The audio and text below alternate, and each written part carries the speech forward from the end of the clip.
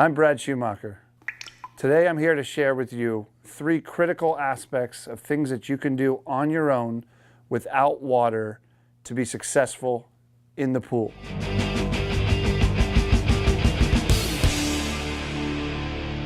We talked about core strength.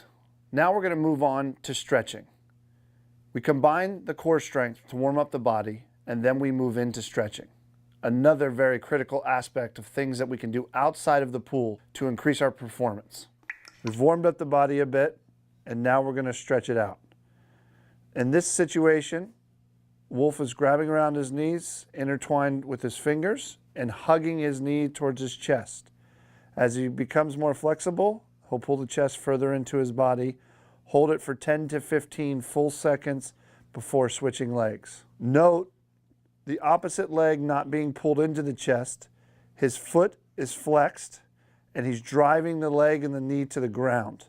This keeps the back centered on the ground and keeps us in line. What we don't want to do is cheat and have our hip rise off the ground.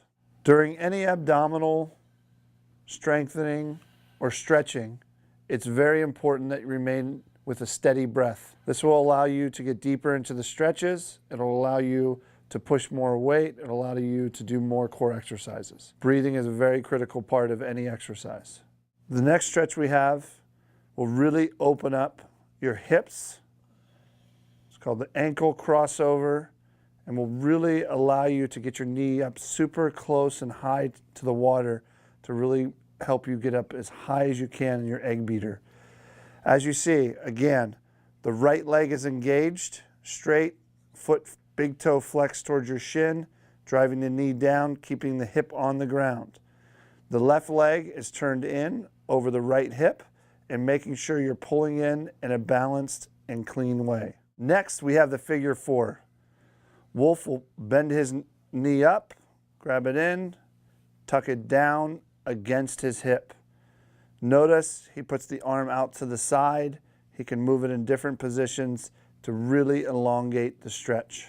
Hold it for 10 to 15 seconds. Again, right leg is flexed, driving the hip into the ground and really focusing on getting that leg as flat as possible. Note, when he pulls his foot up, his hand's over top, and he's continuing to flex both feet. His arm is straight out, and he's flexing both feet, and his heel is connected to his hip. The ultimate goal in this stretch is to get the knee all the way to the floor. For those who are super flexible, they can touch the side of the quad to the floor. We've talked about core strength, stretching. Now we're going to head into forearm strength. This is very critical. It can help our shooting. It can help us go over our hips.